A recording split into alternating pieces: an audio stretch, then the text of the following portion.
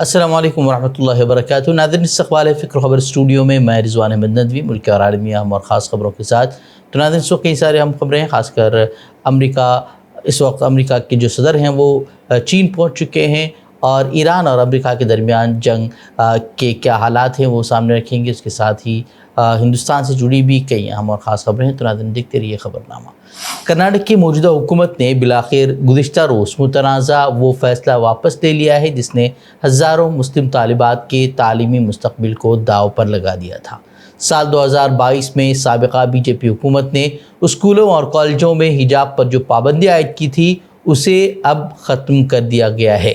نئے حکم نامے کے مطابق اب طالبات حجاب پہن کر تعلیمی اداروں میں داخل ہو سکیں گی، جبکہ دیگر مذاہب کے روایتی شعائر جیسے کہ کلاوا اور رودراکش کی بھی اجازت ہوگی۔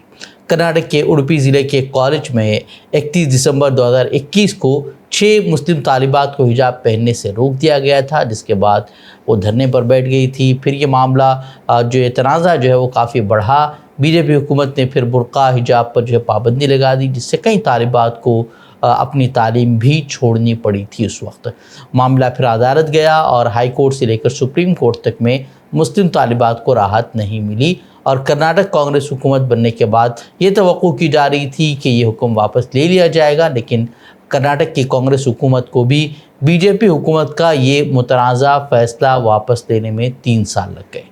مسلم تنظیموں کی طرف سے لگاتار سوالات اٹھائے جا رہے تھے کہ آخر کانگریس حکومت اس متنازع فیصلے کو واپس لینے کے لیے ٹال مٹول کیوں کر رہی ہے، اور 3 سال بعد یہ فیصلہ گزشتہ روز سامنے آیا ہے۔ بتا دیں کہ ریاست میں کانگریس حکومت کی 3 سالہ کارکردگی پر مسلم تنظیموں نے شدید برہمی کا اظہار کرتے ہوئے حکومت کے خلاف محاذ کھول دیا ہے۔ بنگلور میں منعقدہ ایک اہم مشاورتی اجلاس میں ریاست بھر کے علماء اکرام اور دانشوروں نے متفقہ طور پر یہ فیصلہ کیا ہے کہ 16 مئی 2026 یعنی کہ آج سے 2-3 روز بعد ایک عظیم الشان کرناٹک مسلم کنونشن منعقد کیا جائے گا۔ اس کنونشن کی سب سے اہم بات یہ ہے کہ مسلم تنظیمیں حکومت کا ایک تفصیلی رپورٹ کارڈ وہ عوام کے سامنے لائیں گی، جس کا عنوان ہے کانگریس حکومت نے کیا کہا، کیا کیا اور اب آگے مسلمانوں کو کیا کرنا چاہیے۔ ان کا کہنا ہے کہ وقف املاک کا تحفظ، سیاسی نمائندگی اور بجٹ کی منصفانہ تقسیم جیسے 10 اہم ترین وعدے اب بھی حکومت کی طرف سے ادھورے ہیں، اور حکومت کو اپنا رویہ اس سلسلے میں تبدیل کرنا ہوگا۔ آسام میں دوسری بار وزیر اعلیٰ کا عہدہ سنبھالنے کے بعد 13 مئی کو وزیر اعلیٰ ہیمنت بسوا شرما نے اعلان کیا ہے کہ آسام کابینہ نے ریاست میں یونیفارم سول کوڈ نافذ کرنے کو منظوری دے دی ہے۔ انہوں نے مطلع کیا ہے کہ UCC بل 26 مئی کو نئی اسمبلی میں پیش کیا جائے گا۔ ساتھ ہی یہ بھی بتایا کہ قبائلیوں کو اس کے دائرے سے باہر رکھا جائے گا۔ انہوں نے مزید کہا کہ اتراکھنڈ، گوا اور گجرات پہلے ہی UCC نافذ کر چکے ہیں، لیکن ان کی حکومت نے اسے آسام کی ضروریات کے مطابق بنایا ہے۔ وزیر اعلیٰ کا کہنا ہے کہ ہم نے قبائلی آبادی کو UCC کے دائرے سے مکمل طور پر باہر رکھا ہے، یعنی کہ صاف طور پر یہ کہا جا رہا ہے کہ یہ قانون جو لایا جا رہا ہے وہ صرف مسلمانوں کو ہراساں کرنے کے لیے لایا جا رہا ہے، صرف بتایا نہیں جا رہا بلکہ دبے الفاظ میں یہی باتیں کہی جا رہی ہیں۔ ان کا کہنا ہے کہ آسام کے لوگوں کی جانب سے اختیار کیے جانے والے تمام رسم و رواج، روایات اور طریقے UCC کے دائرے سے باہر رہیں گے۔ انہوں نے یہ بھی کہا کہ UCC وراثت، شادی، لیو ان ریلیشن شپ اور شادی و طلاق کے لازمی رجسٹریشن سے متعلق معاملات کو منظم کرے گا، یعنی کہ زیادہ تر جو قانون لائے جائیں گے وہ صرف مسلمانوں کو پریشان کرنے کے لیے لائے جائیں گے۔ وہی اتراکھنڈ کی پشکر سنگھ دھامی حکومت نے ریاست کے مدارس کے حوالے سے ایک اور سخت فیصلہ لیا ہے۔ کابینہ میٹنگ میں منظور کیے گئے نئے دستورالعمل کے تحت اب ریاست کے تمام مدارس کے لیے سرکاری رجسٹریشن اور منظوری حاصل کرنا لازمی قرار دیا جائے گا، جس کے لیے اب مدارس کو فیس بھی جمع کرنی ہوگی۔ حکومت کا موقف ہے کہ اس فیصلے کا مقصد مدارس کے نظام کو شفاف اور منظم بنانا ہے، کیونکہ طویل عرصے سے کئی ادارے بغیر کسی نگرانی کے چل رہے تھے۔ جہاں ایک طرف حکومت اسے تعلیمی اصلاحات کی جانب قدم قرار دے رہی ہے، تو دوسری جانب بعض حلقوں میں تشویش پائی جاتی ہے کہ رجسٹریشن فیس اور سخت قوانین چھوٹے مدارس کے لیے بوجھ ثابت ہو سکتے ہیں۔ बता दें कि मुस्लिम पर्सनल लॉ बोर्ड समेत हिंदुस्तान की मुक़्तदर मिली तंजीमों और मजहबी क़यादत ने उत्तराखंड हुकूमत की जानिब से जो हालिया दिनों में मदारिस के हवाले से बिल पेश किया गया था, यानी कि एक मदारिस बिल के नाम से जो बिल पेश किया गया था उसको अक्सर मुस्तरद करते हुए उसे मुल्क के आइन और बुनियादी हुकूक के ख़िलाफ़ एक गहरी साजिश करार दिया है और ज़रूरत पड़ने पर सुप्रीम कोर्ट का दरवाज़ा खटखटाने की भी बात कही है। बता दें कि ये मामला अब हाई कोर्ट में चल रहा है और मुस्लिम तंजीमों का कहना है कि अगर उन्हें वहाँ से राहत नहीं मिलती तो फिर जो है वो सुप्रीम कोर्ट का दरवाज़ा खटखटाएंगे। तो नाज़रीन, थी कुछ मुल्क के अहवाल से जुड़ी खबरें। अब बढ़ते हैं मशरिक़ वस्ता की तरफ।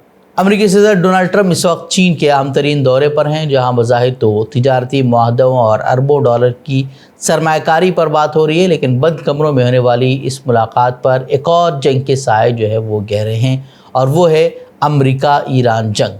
लेकिन इस माशी बहरान के पीछे जो असल खेल खेला जा रहा है वो चौंका देने वाला है। आइए देखते हैं कि पिछले 24 घंटों में आलमी ताकतों का गुरूर कैसे खाक में मिल रहा है और सिफारतकारी के पर्दे में कौन सी खुफिया डील्स हो रही हैं। आइए देखते हैं कि पिछले 24 घंटों में बीजिंग के रेड कारपेट, तेहरान की मुज़ाहमत और आलमी रद्द-ए-अमल ने उस जंग का रुख किस तरफ मोड़ा है।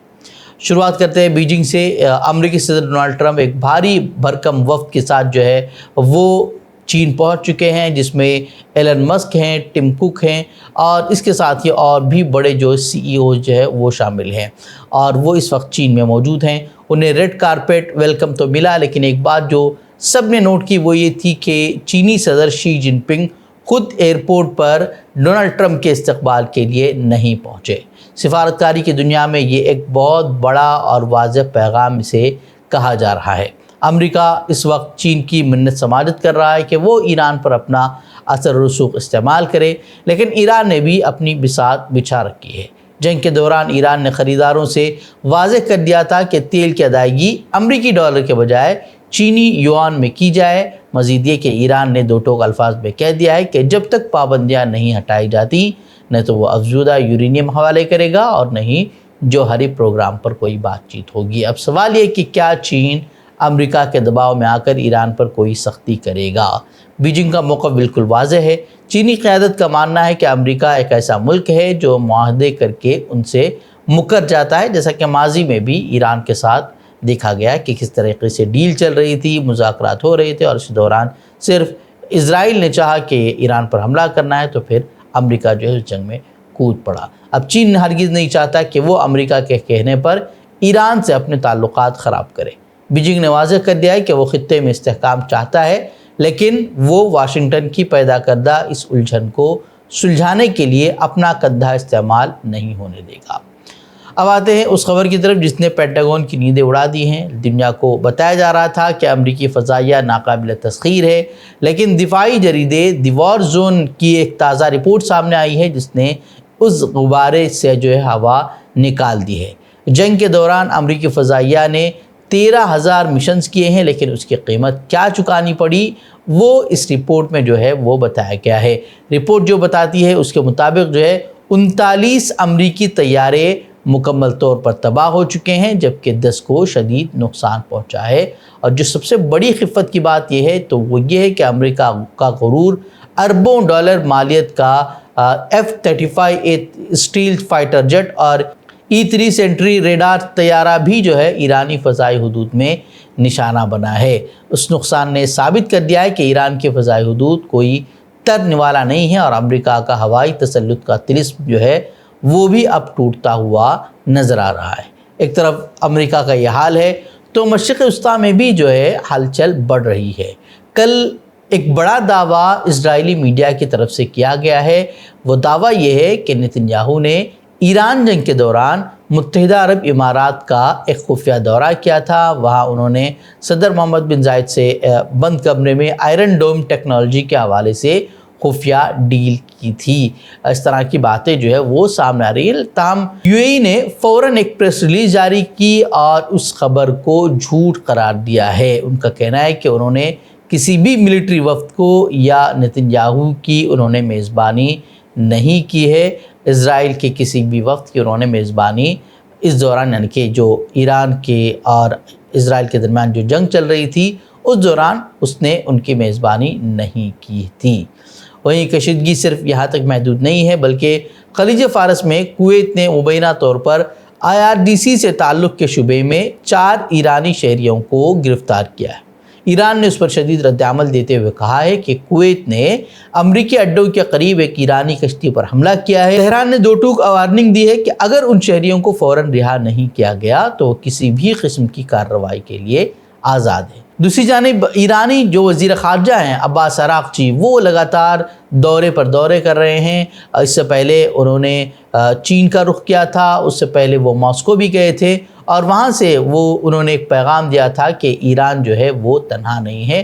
اب عباس عراقچی جو ہے اس وقت دہلی میں موجود ہیں اور یہاں کی اعلیٰ قیادت سے وہ ملاقاتیں کر رہے ہیں اور وزیر اعظم نریندر مودی سے بھی ان کی ملاقات اب ہونے والی ہے۔ ایران نے سفارتی تعلقات کا حوالہ دیتے ہوئے ایک ہندوستانی جہاز کو ابنائے ہرمز سے گزرنے کی خصوصی اجازت بھی دے دی ہے اور کہا یہ جا رہا ہے کہ جلد ہی وہ جو گیس لے کر جو ہے وہ جو جہاز ہے وہ ہندوستان پہنچے گا۔ ناظرین، جو صورتحال ہے اگر خلاصہ کلام بتائیں تو یہ ہے کہ چاہے ٹرمپ بیجنگ میں ڈیلز کر لیں یا برکس کے اجلاس میں قراردادیں پاس ہو جائیں، زمینی حقیقت یہ ہے کہ ابنائے ہرمز جلد کھلنے والا نہیں ہے۔ ایران کے جو نائب وزیر خارجہ ہیں وہ واضح کر چکے ہیں کہ اس آبی گزرگاہ پر کنٹرول ان کا حق ہے، اور اگر حقیقت بھی دیکھی جائے تو یہی ہے کہ آج بھی اگر کوئی معاہدہ ایران اور امریکہ کے درمیان ہو جاتا ہے تب بھی جو ہے ایران کا قبضہ یعنی کہ اس کا کنٹرول جو ہے وہ ابنائے ہرمز پر رہے گا اور یہ کئی مہینوں تک جاری رہے گا، کیونکہ سمندر میں جو بارودی سرنگیں ایران نے بچھائی ہیں اور اگر آج سے بھی اسے نکالنے کا عمل شروع کیا جاتا ہے تو پھر اس کے لیے جو ہے 6 ماہ سے زائد کا عرصہ لگ سکتا ہے۔